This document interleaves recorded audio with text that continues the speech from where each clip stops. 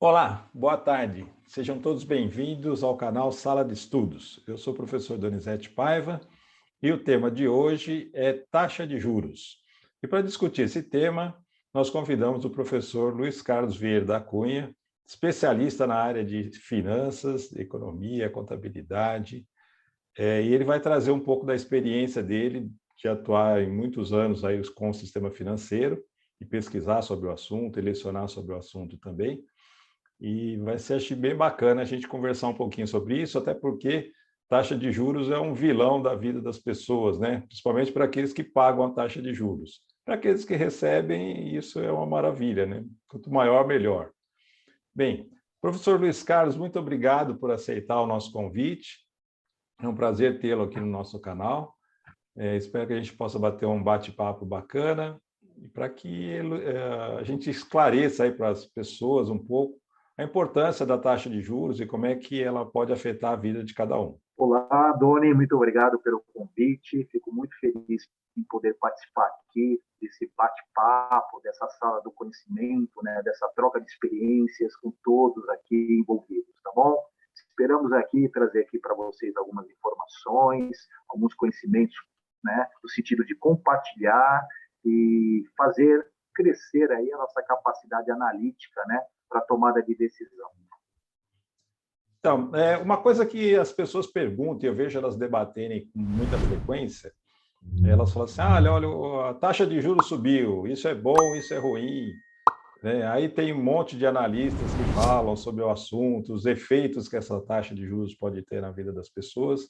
Então, você gostaria que você começasse falando para a gente o que é essa taxa de juros, né? Quando a gente está falando de juros, o que significa isso de fato, né? Ah, legal, legal. É o seguinte, né, pessoal? Muito se fala sobre essa chamada taxa Selic, né? Taxa Selic, antes de mais nada, é importante que a gente entenda que se refere à taxa básica de juros da economia brasileira. Né? Então, na verdade, todo e qualquer país, né, determina a sua taxa básica de juros. Aqui no Brasil nós temos isso sobre a responsabilidade dos profissionais que trabalham no Banco Central do Brasil. Né? Então, eles são responsáveis em determinar essa taxa básica de juros, que é conhecida como Selic. É importante saber que essa taxa de juros ela acaba tendo um desdobramento sobre toda a atividade econômica do nosso país. Consequentemente, acaba afetando a vida de todos os agentes econômicos. Né? De tal forma, Doni, que é o seguinte, quando se fala em taxa de juros, há que se pensar sempre que existem perdedores e ganhadores, né? Quando estão envolvidos com taxa de juros. Porque a taxa de juros é uma variável extremamente importante que está envolvida com operações de toda a natureza. Então, quem estiver, por exemplo, tomando dinheiro emprestado, quem emprestando dinheiro, quem estiver precisando de dinheiro para investir, quem estiver interessado em fazer investimentos produtivos na economia, quem estiver interessado em fazer aplicações financeiras na economia, vai estar envolvido direto ou indiretamente com essa taxa de juros. Então, veja que, quando se fala em taxa de juros, você pensa que a definição do nível dessa taxa de juros é muito importante. Então, quem define o nível básico da taxa de juros é o Banco Central.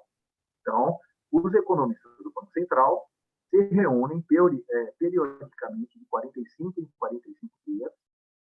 Eles se reúnem para definir, né, com base em estudos da economia, tanto a economia nacional como a economia internacional, realizam, portanto, estudos para entender a trajetória da atividade econômica e, com base nessa trajetória da atividade econômica, eles vão definir qual é o nível de taxa básica de juros que a economia deve suportar para manter a sua atividade de giro dos negócios.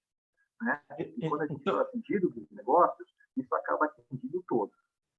Então, a gente pode entender que a taxa de juros, por um lado, ela pode ser vista como um custo, porque se alguém estiver captando recursos e tem que pagar por esse recurso, vira um custo essa taxa de juros. Por outro lado, ela pode ser uma remuneração.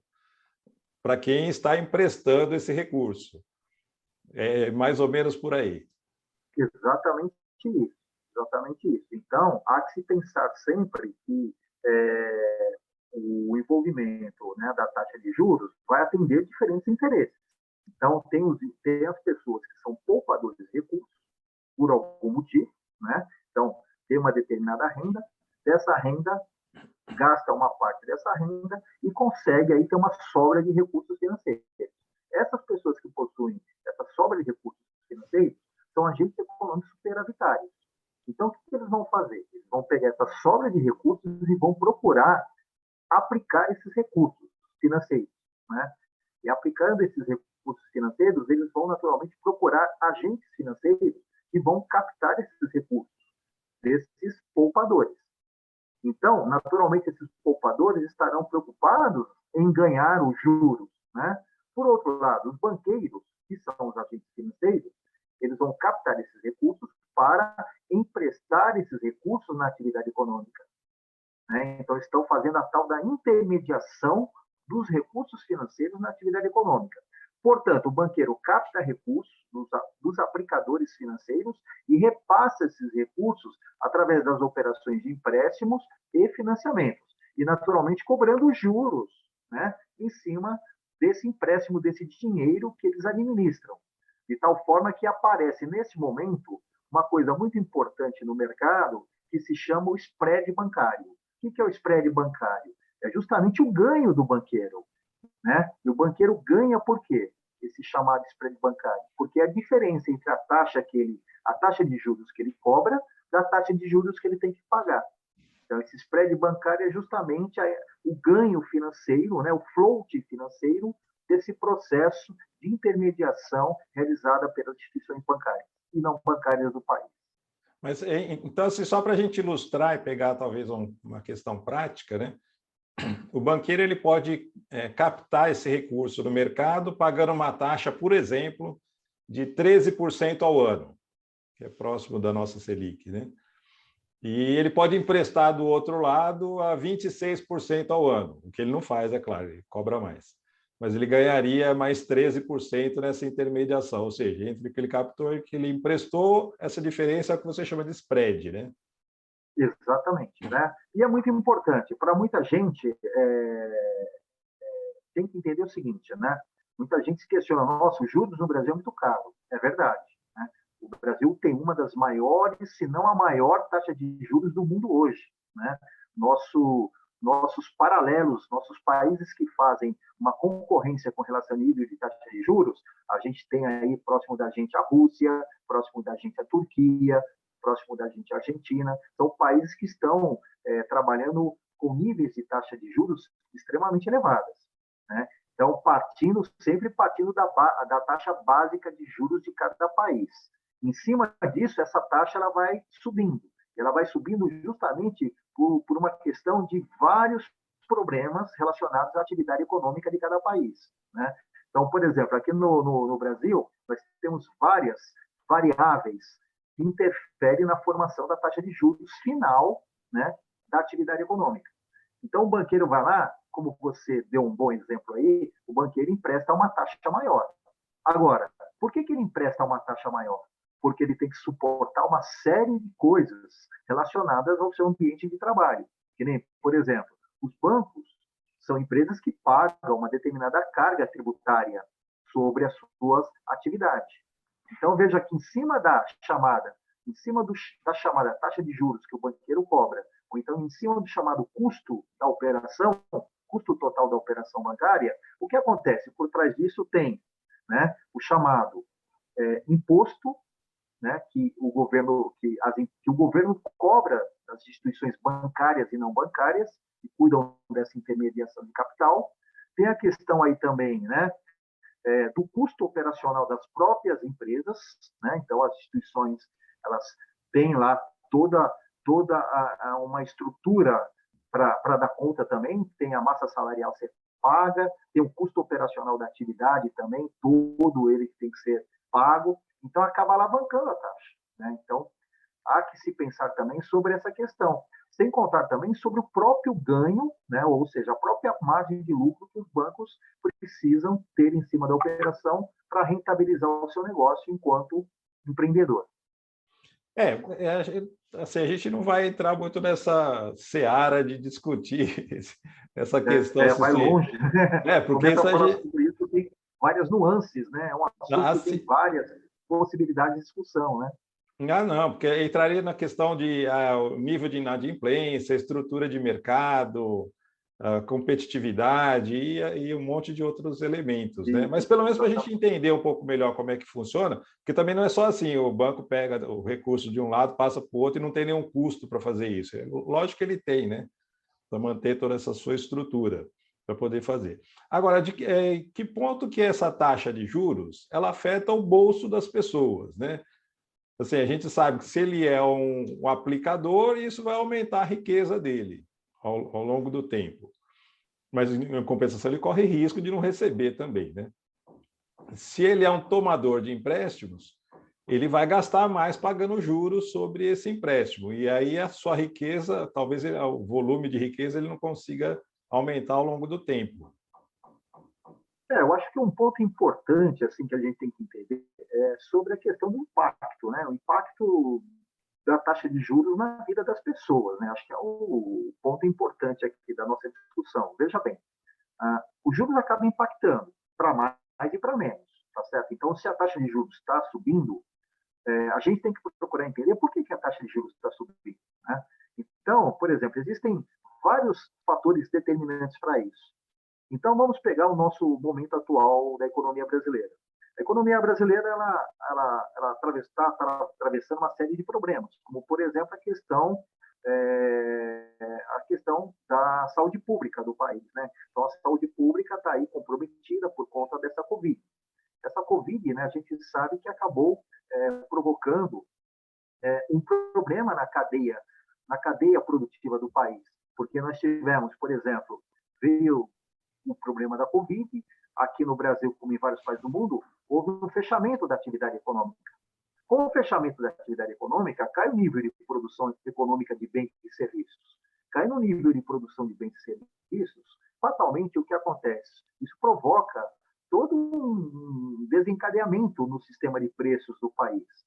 E, nesse sentido, o que aconteceu? A Covid contribuiu, em determinado momento, para que as empresas tivessem uma queda de produção.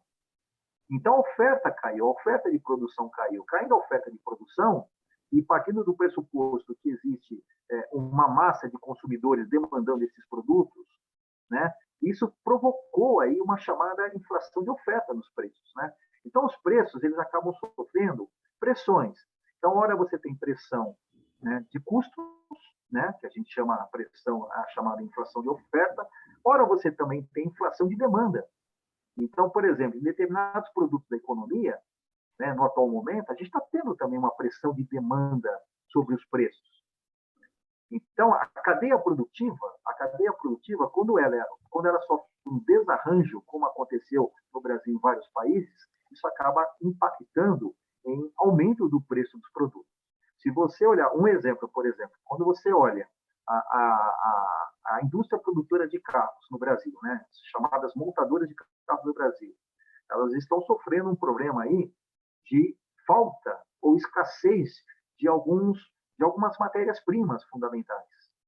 E o que acontece? Essas matérias-primas que estão faltando estão sofrendo, consequentemente, um aumento de preço. Esse aumento de preço é repassado no preço final do carro. Então, você pega o preço final de alguns automóveis no Brasil, eles estão sofrendo uma certa variação do seu preço para cima. Né? Então, quem vai comprar carro, paga mais caro. Né? Então, se você está comprando carro agora em junho, essa tabela de junho ela sofreu um reajuste com relação ao valor que está sendo praticado no mês anterior. Qual é o motivo disso? O motivo disso, né, é justamente aí, né, o desarranjo que houve no setor de matéria-prima, de produtos que são componentes do carro. Então, isso está acontecendo no Brasil. É um exemplo, né? Então, para cada setor de atividade, você vai pegando assim um certo problema. Isso tudo acaba sendo repassado ao sistema de preços. E, consequentemente, o preço subindo impacta aí no aumento de inflação. Então, o que está acontecendo? O governo está aumentando os juros, né, na atividade econômica. Hoje nós estamos praticando uma taxa Selic de 12,75% ao ano, com uma expectativa de aumento. Então, olha, você já está vivendo o momento atual já com um olhar no futuro, de curto prazo. E a expectativa para curto prazo é de aumento de taxa de juros, da taxa Selic, tendo um transbordamento para todas as demais taxas da atividade econômica. E aí, o que acontece de fato? Esse aumento da taxa de juros está sendo pressionado por conta de um aumento de preços na atividade econômica. Então, veja aí a correlação direta que existe entre taxa de juros, né, e taxa de inflação. Então, a inflação sobe porque o juro sobe. Por outro lado, o juro sobe porque a inflação subiu. Um fica retroalimentando o outro. Então, aproveitando isso que você está falando, professor Luiz, eu vou trazer aqui compartilhar aqui um gráfico, que assim as pessoas vão poder identificar isso que você mencionou, né? Que é esse gráfico aqui que traz o IPCA, né? Que é a questão que mede a inflação, e a taxa Selic ao longo do tempo. O azulzinho aqui é o IPCA, que caminha aqui ao longo do tempo, e o mais escuro negro aqui é nossa taxa Selic. Se a gente pegar aqui, ó, esse período aqui de julho de 2020, olha como é que a coisa, em termos de inflação, vai acontecendo, né? Como é que ela vai subindo ao longo, a projeção da inflação anual vai subindo ao longo do tempo.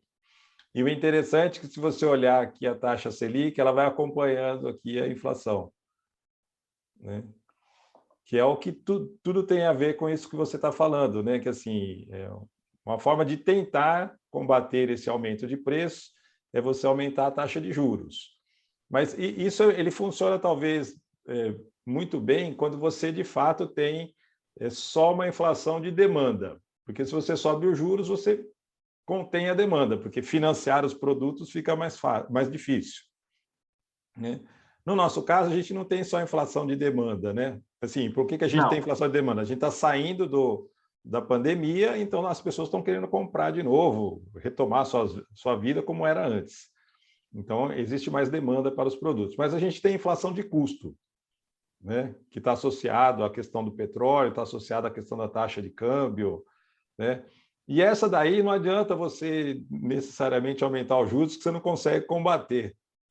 Pelo menos os dados têm demonstrado isso, né? Você sobe os juros, seria um caso assim, olha, eu vou subir os juros, eu atraio capital estrangeiro, né?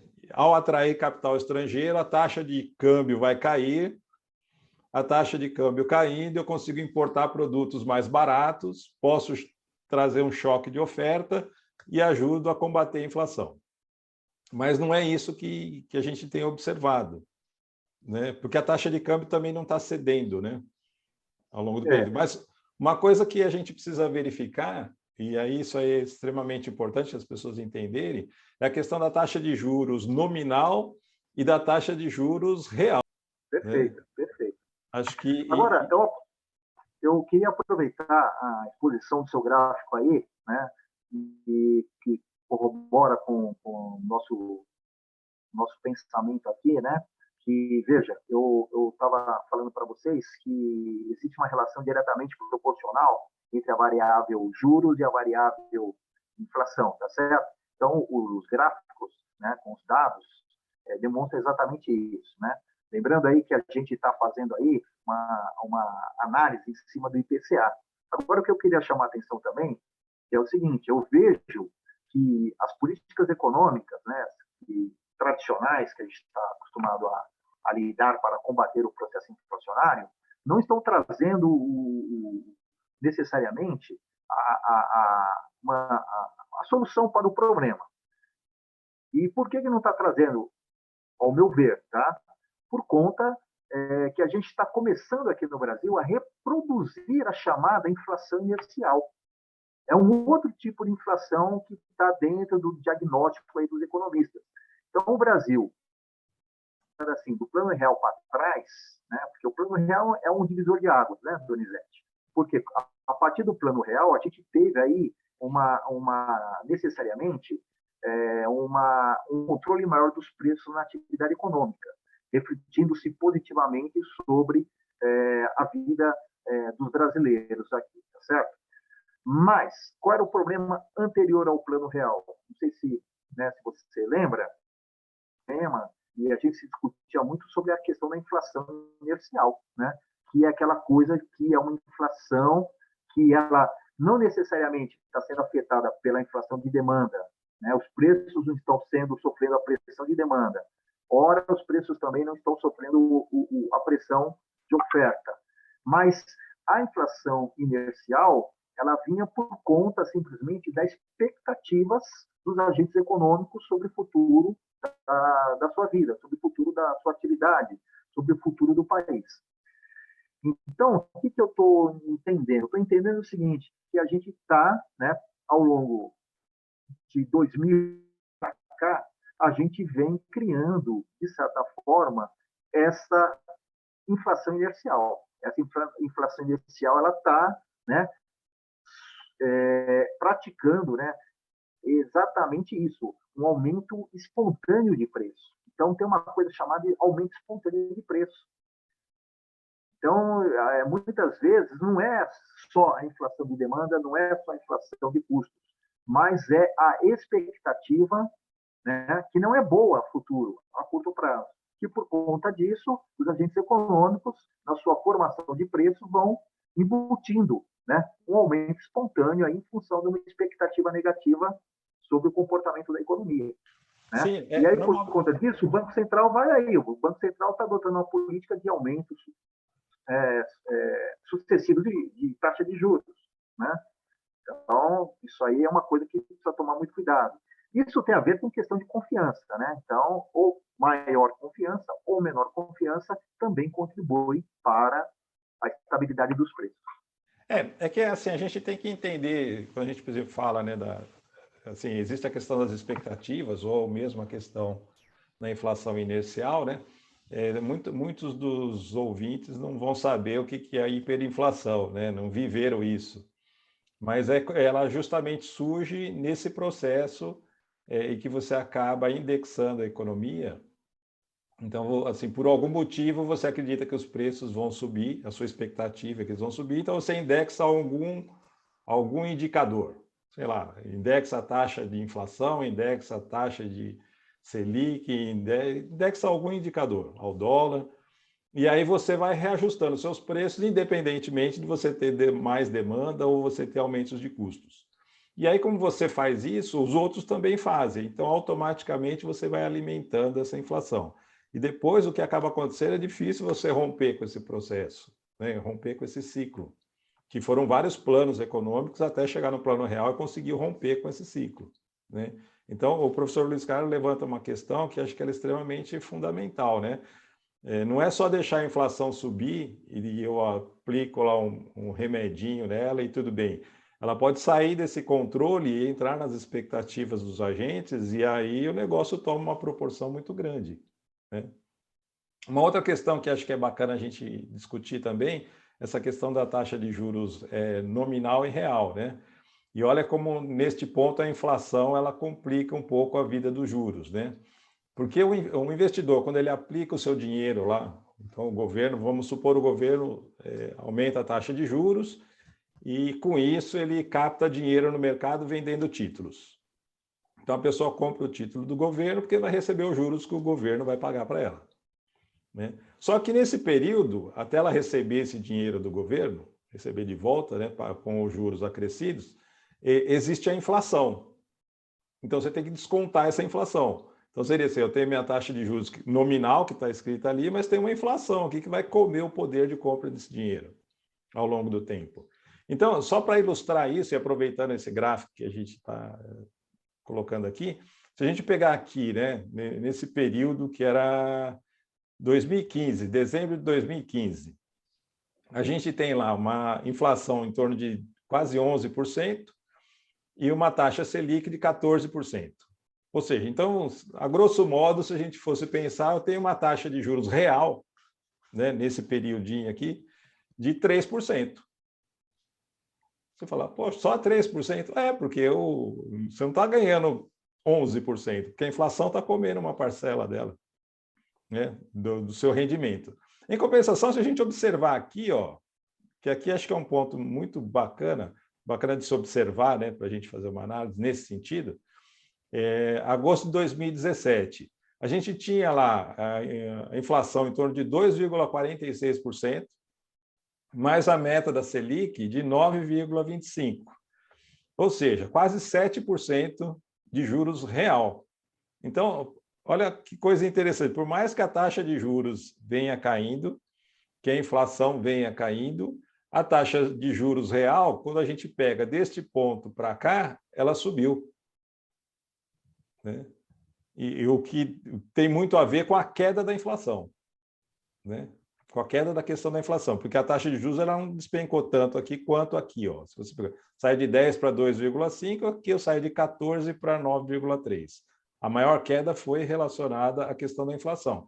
Então, por isso que talvez a gente viva um momento que pode desencadear, de fato, um complicador, um desarranjo maior na nossa economia, porque é justamente a inflação que está dando, né, o ar da graça aqui e está subindo. E, para isso, lá vem a taxa de juros tentando controlar esse processo. O problema é que ela pode retroalimentar essa inflação, como, né, o próprio professor Luiz Carlos falou. Uma coisa, ele cria um mecanismo, né, que assim, eu vou subir os juros, eu posso subir o custo da produção, porque tem empresas que dependem de financiamento para produzir os seus itens. E aí, a hora que ela subiu os juros, o custo de produção dela subiu, ela repassa isso para o preço. Pelo menos tenta repassar, nem sempre consegue. Não é? Com você, Luiz Carlos. Exatamente, né? E o agravante também da nossa atividade econômica é que a nossa produção econômica ela é uma produção muito limitada, essa é a verdade, né? Entendeu? As empresas trabalham em termos produtivos muito ajustada com a necessidade de venda, né? Então, a previsibilidade sobre venda ela é muito enxuta, né? E tem que ser dessa forma mesmo, porque o grau de risco no país é muito alto, né? Então, os produtores têm que trabalhar muito bem casado, né? A previsão de venda com efetivamente com aquilo, a expectativa do que vai se realmente acontecer na atividade econômica do ponto de vista de mercado, né? E de tal forma que, se você for pensar por esse ângulo, né, isso é natural, né, já é uma cultura do produtor brasileiro, né, ele não procura trabalhar com excedente, resumindo, é isso. Não se preocupa muito em trabalhar com excedente, né, para poder, inclusive, né, porque sabe que se tiver um excedente muito grande de produção, o produtor vai ter que baixar preço, né, para poder vender a mercadoria, só que tem um custo alto, né? Tem um custo alto que ele está carregando. Então, é muito complicado isso, né? Então, fazer esse ajuste produtivo aí, né? O fato é também, Donizete, que a gente tem que falar aqui também que tudo está acontecendo por conta da Covid, tudo está acontecendo por conta também da guerra entre a Rússia, né? E a Ucrânia, né? Então, isso tem os impactos que estão atrapalhando a vida, né? A vida de todo mundo em qualquer lugar do planeta. Isso é fato, pelo menos para a maioria dos países mais importantes aí da atividade econômica. E isso tudo causa, né, o descasamento entre a oferta e a demanda internacional, né? De tal forma que isso acaba impactando aí também a importação, a exportação do país. Isso tudo é preço, pessoal. O que é importante todo mundo entender aqui é que o preço está relacionado a tudo. Tudo é preço. Quando a gente está falando de juros aqui, a gente também está falando de preço. Tá certo? Qual é o preço do dinheiro a ser emprestado? qual é o preço do dinheiro a ser captado, né? Então, na atividade econômica, a variável juros é considerada para nós como uma variável preço também, né? Com todos os seus problemas aí relacionados. Então, a gente não tem assim uma previsão de quando vai acabar essa guerra, a gente não tem uma previsão de quando vai acabar essa pandemia. Já se fala hoje, né, na necessidade de tomar a quinta dose, né, para combater aí o Covid-19, tá certo? Aqui no Brasil, lógico, né? Então, vocês vejam, são variáveis que estão na ordem do dia e acabam afetando aí as expectativas dos agentes econômicos. Então, se vocês perguntarem para nós, professor Luiz, acho que também aqui o Donizete, professor Donizete, para onde vai a inflação daqui para frente? Para onde vai a taxa de juros daqui para frente? Né? Então, veja bem, pelo menos a minha expectativa de curto prazo é que continua subindo. A minha expectativa de curto prazo é que taxa de juros continua subindo, consequentemente, taxa de inflação continua subindo, e também, né, Donizete, a gente pode aproveitar e falar aqui também, né, da relação entre taxa de juros e dólar. O que você acha? Acho que duas relações que a gente precisa abordar aqui, que acho que é bem bacana, é a questão da taxa de juros e o câmbio, né, como é que se dá essa relação, e a outra coisa associada à questão do crescimento econômico, né? Ótimo. Assim, quando eu mexo na taxa de juros, o que acontece com a produção, com o emprego? Acho que essas coisas são interessantes também. Isso. Então, a gente pode compartilhar aí, então, um gráfico, né? E conversar em cima desse gráfico algumas consequências do que pode acontecer com relação à taxa de câmbio, né? A atividade econômica e a taxa de juros e a inflação. Né? Aqui, pessoal,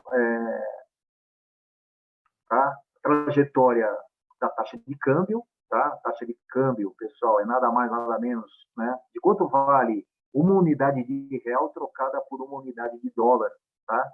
Então, é a relação que a gente faz para determinar a taxa de câmbio nominal na atividade econômica, né? Aproveitando as palavras do professor Donizete, nunca se esqueçam que a gente trabalha com valores nominais, tá? Mas é importante também ter o domínio dos valores reais na atividade econômica, né? Assim como nós temos aí a taxa de inflação nominal, temos a taxa de inflação real, assim como nós temos a taxa de juros nominal, temos também a taxa de juros real, e assim como também temos a taxa de câmbio nominal, né? É possível também determinar a taxa de câmbio real da atividade econômica, e para isso bastaria assim você determinar aqui, saber qual é o nível que está a taxa de câmbio em determinado período e comparar com a taxa de inflação naquele mesmo período. Lembrando aqui também que é importante saber que existem diferentes indicadores de inflação, né? Então, o professor Donizete aqui, ele no gráfico que ele apresentou aqui para nós, ele fez referências aí sobre o IPC, né? O IPCA, tá certo? Então, o que acontece? Temos o IPCA, temos o IGPM, temos o INPC. Então, todos esses são indicadores de inflação. E cada um desses indicadores tem a sua metodologia. Então, é importante a gente passar essa informação aqui para vocês. Tá? Cada indicador de inflação tem aí um órgão, né, um instituto responsável em aferir esse indicador. E para cada um deles existe uma metodologia específica de apuração dos dados. Por exemplo, tem índice de inflação que se apura do dia 15 de um mês ao 15 do outro mês. Tem índice de inflação que se apura do dia 1º do mês ao dia 30 do mês, tá certo? Então, isso é muito importante, entender qual que é o índice de referência que você vai usar, tá certo? Então, aqui, voltando aqui, então, o objetivo aqui foi trazer para vocês aqui uma demonstração da taxa de câmbio. Como a taxa de câmbio se comportou de maio, né? De maio de 2012 a maio de 2022, levando-se em consideração aqui, especificamente, a data do dia 26 de maio, tá? Quando eu peguei essas informações aqui, eu peguei essas informações sempre na data de 25. Então, 25 de maio de 2012, 25 de maio de 2017, 25 de maio de 2022, né? De tal forma que vocês vejam que a taxa de câmbio ela estava gerando em torno, né, em maio de 2012, ela estava gerando em torno de 2, e hoje, né, hoje a gente tem uma taxa de câmbio, né, girando, né, perto de, no dia 26 de maio, aí a taxa de câmbio estava girando próximos aí a quase 5%, era 4,86, 4,87. Então, veja que essa taxa de câmbio subiu, e se você volta no gráfico aqui, ó, por exemplo, aqui, ó, do IPCA e do IPCA, né, o gráfico do IPCA, esse gráfico aqui que está na cor azul, que tem essa trajetória aqui, vocês vejam que ele, né, olha, maio aqui, ó, maio de 20, ó, 25 de maio, desculpa, 26 de maio de 2020, está nesse ponto aqui, ó, está nesse ponto aqui. Veja que a taxa do índice de IPCA ela subiu. Veja que a trajetória é de alta. Há uma perspectiva, né? Há uma perspectiva da taxa cair, né? Mas olha, para quando? Para maio de 23, para maio de 24, uma perspectiva, uma perspectiva. Naturalmente, esse cenário só vai acontecer se a gente resolver uma série de problemas com relação à Covid, com relação à guerra, com relação a eleições, quer dizer, todo esse cenário projetado aqui, ele depende naturalmente da confirmação de algumas variáveis de forma positiva, tá certo? Vamos pensar assim, então a guerra acaba, né? Consequentemente, isso ajuda o sistema de preços em todas as economias do mundo, inclusive do Brasil, naturalmente. Né? Se a guerra acaba, acontece isso. Se a Covid é controlada, também contribui para uma estabilidade maior, isso tem impacto sobre o sistema de preços. Né? Se os países que estão passando por um momento de eleição, a eleição acaba acontecendo de uma forma democrática, natural, tranquila, isso tudo vai se refletir de forma positiva. Aproveitando esse gráfico aqui, veja que nós temos aqui, na linha preta, aqui a meta para a inflação. Então, o Banco Central trabalha com essa meta, que ela vai se alterando em função do tempo também, naturalmente. Mas veja que a meta de inflação, ela fica sempre inferior geralmente fica inferior à inflação, que é medida pelo IPCA aqui no caso, tá certo?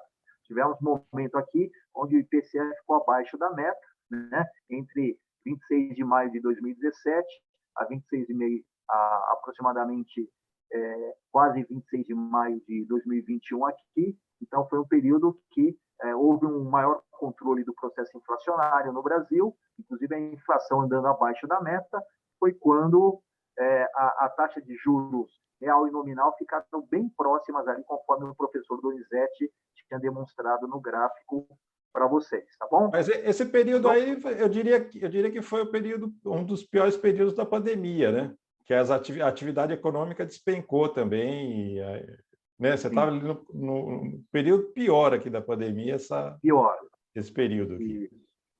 Esse momento aqui, ó, esse momento aqui que tem essa forte queda aqui da inflação nominal aqui, o IPCA caindo fortemente, foi justamente lá em fevereiro, né? Em fevereiro de 2020, né? Que a pandemia chegou aqui de uma forma mais realista aqui no Brasil, né? Então aqui houve uma queda muito grande porque a atividade econômica ela caiu muito, né? Lembrando que a atividade econômica ela nunca para, tá certo? Ela nunca para.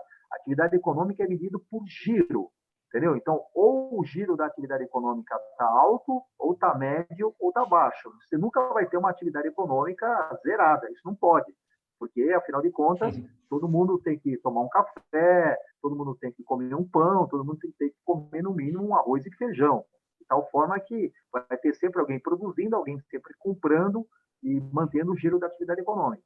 Mas o fato é que, com a pandemia aqui, o giro da atividade econômica ele ficou muito lento, se refletindo naturalmente numa queda de demanda muito forte, tá certo? Onde os preços foram derretendo. Né? Aí, passado o momento forte da pandemia, já a partir de 2020, né? Aí os preços voltam a acelerar e vai lá para casa dos quase 12%, né? Tá certo? E aí, o futuro, né, a gente tem que acompanhar para ver o que vai acontecer. Voltei nessa informação aqui, Veja que essa projeção aqui, pessoal, em vermelho, a gente tira do relatório Focus. É importante vocês saberem isso. O relatório Focus ele é produzido pelos departamentos econômicos das instituições bancárias, né? Então, Bradesco, Itaú, Safra, né? Santander e vai por aí. Então, os departamentos econômicos, os economistas estão trabalhando, estudando a atividade econômica do país e elaborando estudos. Com base nesses estudos, né, do comportamento, inclusive, dos preços, né, eles indicam aí, né, ao Banco Central o que é que pode acontecer. Então, o Banco Central, né, os economistas do Banco Central fazem também os seus estudos, levando em consideração o relatório Focus, né, e aí traça a trajetória da atividade econômica a futuro. É da onde vem essa projeção em vermelho aqui, tá? Tá certo? Então, uma coisa que acho que precisa ficar claro para as pessoas é que, assim, às vezes eles falam, os economistas fazem várias projeções diferentes, né? Mas depende das variáveis que você está levando em consideração, né? E do peso dessas variáveis também, né? Ao longo da sua projeção. Então, assim, projetar um cenário esse, como o professor Luiz Carlos traz, né? Seria benéfico para todo mundo, né? Mas se vai acontecer, vai depender de um conjunto de elementos. Então, isso a gente não tem como saber. Exatamente, exatamente. Né? Então, sempre importante, né, Doni, a gente falar o seguinte, é livre estabelecer um modelo, tá? Então, cada empresa estabelece o seu modelo de análise, né? Então, se você pegar a siderúrgica, né? Então, se você comparar o modelo da a empresa A, B e C, cada uma tem o seu modelo, cada um tem o seu departamento econômico onde vai apoiar a sua tomada de decisão, né? É assim, então os bancos não são diferentes. Se você pegar as produtoras de lojas de departamento, Magazine Luiza, né? Casas Bahia, é a mesma coisa. Tem lá o seu departamento econômico e cada um deles vai estabelecer um modelo de análise, vai estabelecer as premissas a serem levadas em consideração e, com base nessas premissas, né, é feita as projeções macroeconômicas que vão balizar a tomada de decisão. É sempre assim. Bem lembrado, Donizete, isso é muito importante todo mundo saber que as coisas não são feitas por acaso, né? Então, por trás de uma trajetória a futuro como essa, existem premissas que foram estabelecidas e cabe verificar ao longo do tempo se elas se confirmam ou não, tá? De tal forma que é permitido a qualquer momento a mudança, né, dessa perspectiva aqui. Então, nós temos aqui essa perspectiva que foi tomada com base no último relatório Focus, né? Focus mais recente, né?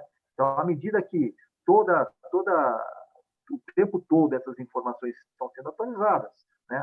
Pode ser que amanhã a gente volte aqui e essa curva em vermelho, por exemplo, que é uma projeção, ela esteja inclinada para cima, por exemplo, né? Em vez dela estar descendente, ela pode estar ascendente. Então, isso pode acontecer. Agora, lembre-se aqui, ó, vamos fazer uma comparação, comportamento, principalmente esse momento aqui, ó, do comportamento do IPCA aqui. O IPCA teve um crescimento significativo aqui, saindo de aproximadamente 2%, chegando lá a aproximadamente 12% ao longo de 26 de maio de 20 a 26 de maio de 22. Trazendo isso aqui para o comparativo aqui, por exemplo, com a taxa de câmbio, veja que a taxa de câmbio, nesse mesmo período, né, ela teve também uma forte alta aqui e, mais recentemente, né, a partir de maio, ela começou, né, ter uma oscilação mais significativa aqui, né? Mais recentemente, a taxa de câmbio está sendo impactada aí com uma alteração decrescente do seu valor, né? Podemos ver aqui.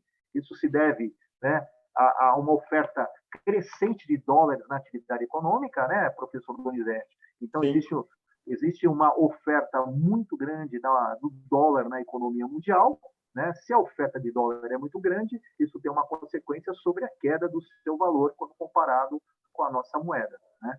Então, o dólar está girando nesse nível aqui, mas isso aqui, eu entendo que é momentâneo. Eu trabalho com a tese que provavelmente essa taxa de câmbio ela possa voltar bem próximo aqui a R$ 6 por dólar, tá?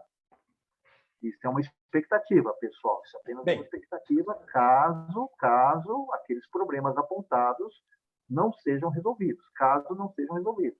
É lógico, se eles forem resolvidos, se as premissas forem validadas, a tendência é que essa taxa de câmbio caia, tá?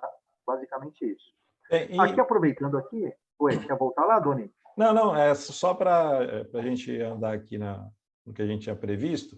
Assim, então, a gente verifica que a taxa de juros ela tem impacto sobre a inflação, ela tem impacto no bolso do indivíduo, do investidor, lá do agente econômico, ela tem impacto na taxa de câmbio, e agora falta a gente falar se ela tem impacto na produção, né? na geração de emprego, na renda da pessoa.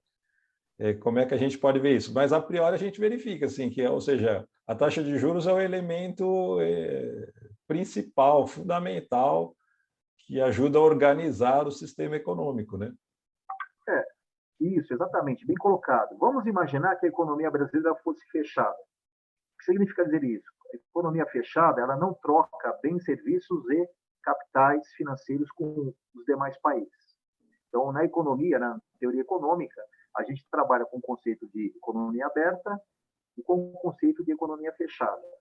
Economia aberta, país que se relaciona com outras economias. Então, há trocas de bens, serviços, capital, pessoas. Isso é economia aberta. E economia fechada? Economia fechada é o contrário disso, tá?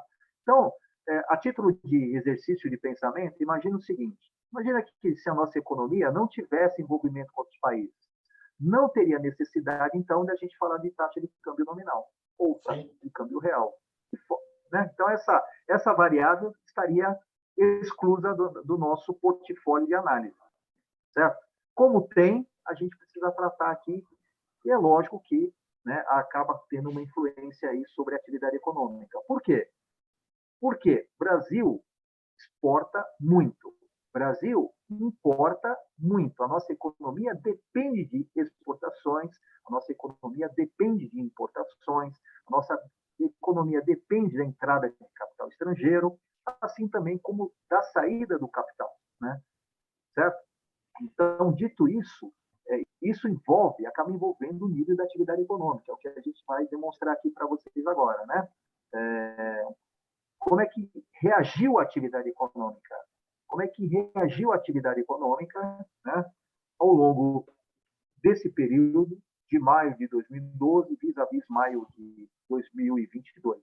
Como reagiu a atividade econômica? Então, a atividade econômica ela foi impactada por juros, foi impactada por inflação, foi impactada por câmbio, né? Essa é a trajetória, esse é o gráfico que mostra a trajetória da atividade econômica, né? Então, vamos se ater aqui a um momento mais presente, né? Por exemplo, esse período aqui, ó, no gráfico aqui, essa queda fulminante aqui do nível da atividade econômica, veja que a gente estava antes da pandemia, né, com um nível de atividade econômica gerando em torno de, né, aproximadamente 1,5%, e com a pandemia, olha o nível da atividade econômica, foi a um pouco menos de 4%. Passada o momento mais terrível da pandemia, o nível da atividade econômica voltou a subir, né, de uma forma bastante significativa. Veja que estamos vivendo o momento atual. Aliás, ontem saiu números, né, números da atividade econômica do nosso país, o comportamento do PIB, o PIB por setor de atividade econômica, né? Então, são dados que saíram ontem, né?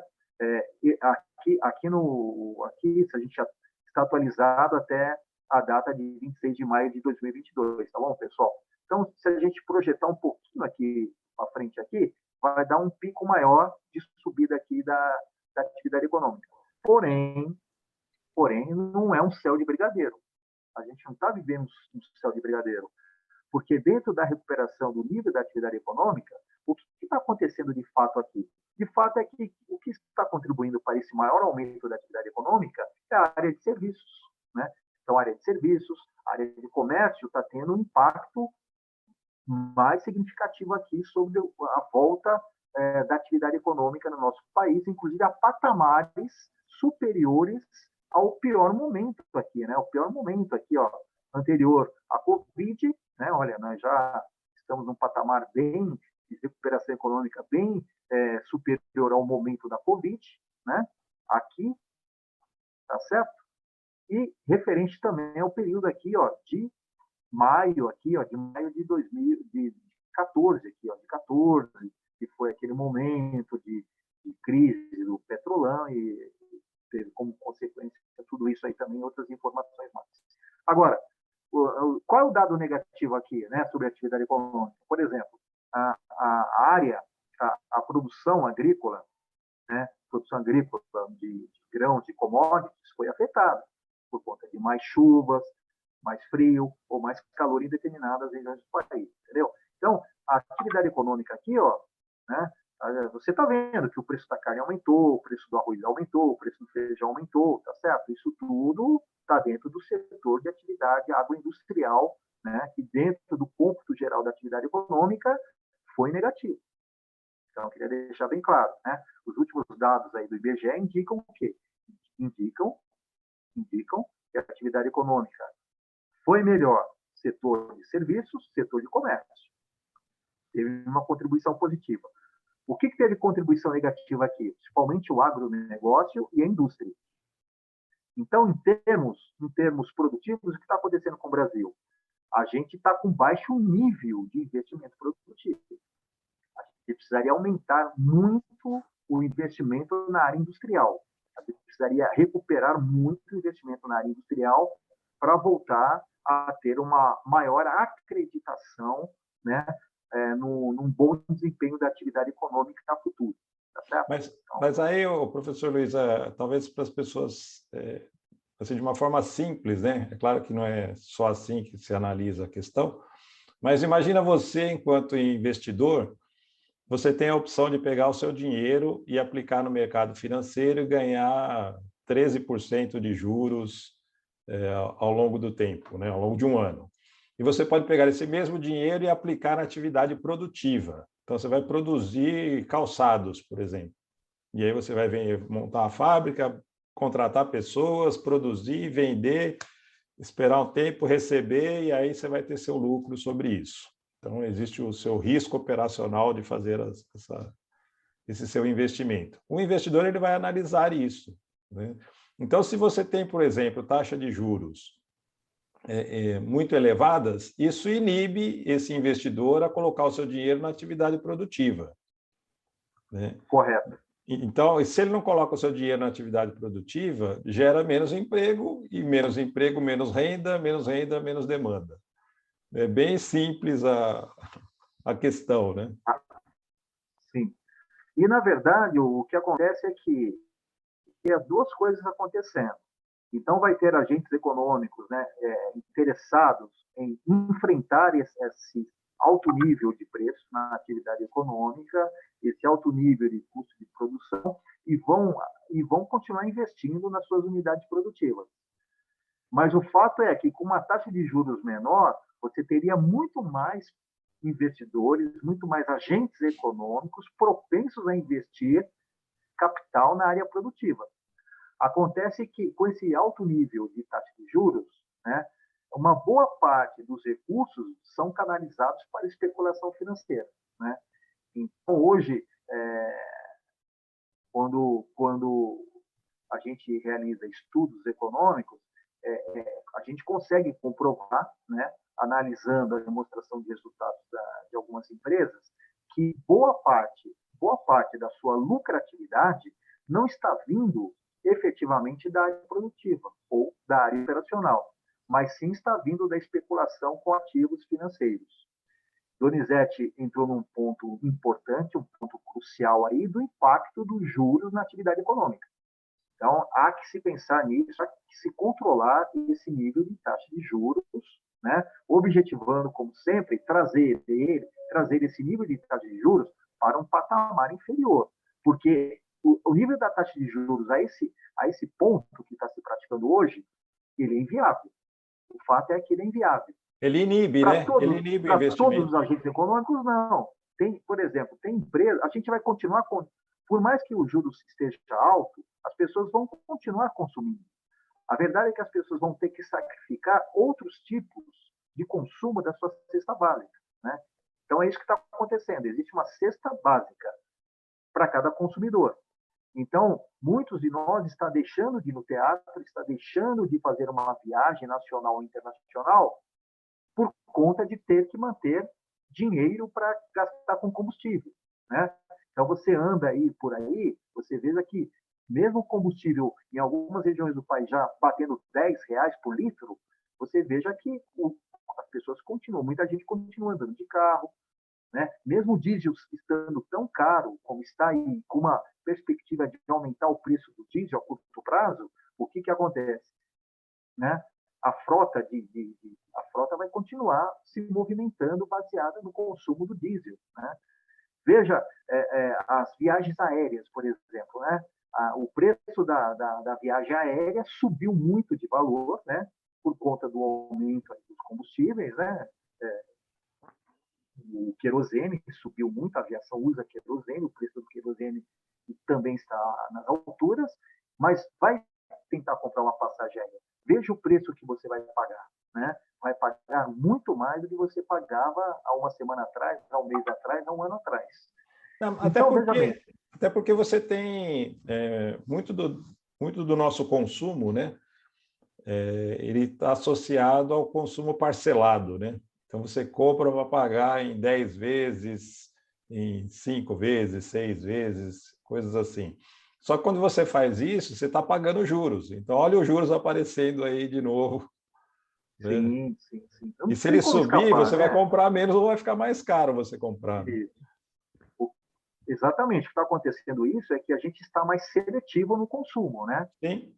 Independente, se você pensar da classe social, né? Classe social de C a F, ela está muito mais seletiva do que, né, no consumo da classe A e B. Classe A e B no país ainda vem conseguindo manter, né, a sua cesta básica de consumo, mesmo porque eles têm renda para isso, possuem renda para isso, mesmo porque eles são especuladores financeiros, né? Quem está nessa classe A, B, socialmente falando, são pessoas que gozam de uma vida financeira melhor, né? São pessoas que têm uma sobra de renda muito maior, consequentemente, consegue fazer aplicações financeiras e consegue gerar benefícios de uma taxa de juros mais alta. Né? Então, boa parte da riqueza é formada em cima da chamada especulação financeira, que eles acabam aproveitando esse momento. Da classe C para baixo, a situação é diferente, né? A situação é que necessariamente, a gente é obrigado a ser mais seletivos na nossa cesta de consumo, de tal forma que a gente vai sacrificando para poder manter algum certo padrão necessário para manter a nossa competitividade no mercado, vamos dizer assim, né? Então, eu preciso do carro, né? Eu sou professor, eu preciso do carro para me deslocar. Né? Ou eu preciso do carro, ou eu preciso da moto, ou eu preciso do transporte urbano, mas eu preciso. Se eu não estou gastando com o meu carro, com o combustível do meu carro, com o pneu do meu carro, mas eu também estou gastando no ônibus, consequentemente eu estou gastando diesel, estou gastando pneu, estou gastando óleo e vai por aí. Né? Então a empresa naturalmente está repassando isso no preço da passagem. Né? Então não tem como escapar, né, Donizete? Tem que dar algum conselho para alguém? É assim, fique de olho na taxa de juros, porque ela vai afetar a sua vida de uma forma ou de outra. Né? Não tem como escapar dela, né? E eu vou mais longe. O grande mote hoje do mercado chama-se educação financeira. Então, é preciso ter uma boa educação financeira. É preciso praticar uma educação financeira. Resume-se a quê? Resume-se a estudar a sua renda, da onde surge a sua renda, como você mantém essa renda, como você pode aumentar essa renda. E, do outro lado, dentro da educação financeira, fazer uma boa gestão dos gastos. Né? Fazer uma boa gestão dos gastos. De tal forma que você possa gerar daí uma renda líquida positiva. Você tendo essa renda líquida positiva, aí você vai usar os juros a seu favor. Essa é a grande diferença. Né? O juros está aí. Né? ora ele pode ser positivo, ora ele pode ser negativo para o agente econômico, né? Que é cada um de nós, tá certo? O segredo é esse, o segredo é você fazer uma boa gestão das receitas, das despesas, procurar ter aí uma sobra de caixas e usar os juros a seu favor, né? Ou seja, tornar-se um rentista. Esse é um ponto muito importante. Só finalizando, rentista é aquela pessoa que tem uma sobra de recursos e aplica esses recursos em ativos financeiros e ganha juros em cima disso. Esse é um ponto muito importante que o professor Luiz está colocando, que é justamente a educação financeira. Acho que as pessoas precisam se preocupar um pouquinho mais com isso também, até na hora de fazer as suas transações, né? Saber fazer cálculos financeiros, saber se está pagando muito por uma coisa, pagando pouco e assim por diante. Bem, mas de qualquer forma, assim, o tema juros não dá para a gente esgotar ele numa live aqui, né? Numa gravação aqui de 1 hora. Ele tomaria muito tempo a gente falar de todas as coisas que estão envolvidas aí na questão dos juros, né? Mas, de qualquer forma, já deu para se ter uma ideia de como é complexa essa discussão e como é que ele pode afetar a nossa vida no dia a dia e quais os agentes econômicos que ele acaba afetando. Eu gostaria de agradecer imensamente o professor Luiz Carlos por participar desse nosso projetinho aqui, de levar um pouco de conhecimento de temas que a gente acredita que são essenciais para a vida das pessoas. E, professor Luiz Carlos, suas últimas palavras aqui para a gente poder encerrar o programinha, e fica o meu agradecimento novamente. Olha, Doni, foi um prazer participar aqui nessa live, poder trazer para vocês todas essas discussões. Naturalmente, aqui a gente não tem a pretensão de dar a resposta exata para tudo, né? Resolver todo tipo de problema. Mas, assim, o assunto é bastante amplo, existem várias possibilidades a serem analisadas. Estamos finalizando essa live aqui com uma informação positiva. A informação positiva é que o desemprego na atividade econômica está caindo, né? Então, se o desemprego está caindo, significa que a empregabilidade está aumentando. Isso sim é uma coisa positiva, eu acho que a gente tem que falar sobre isso também, né? Mesmo no cenário de inflação crescente, mesmo no cenário de taxa de câmbio em níveis extremamente altos, mesmo no cenário de taxa de juros aí crescente também, né? A gente tem uma informação boa que é o nível de empregabilidade que tende a aumentar no país, pelo menos no curto prazo, tá certo? Então, agradeço mais uma vez pelo convite e fica aqui um grande abraço a todos. Muito obrigado novamente pela participação e esperamos ter a oportunidade de fazer outras, porque tem muitos assuntos a serem discutidos.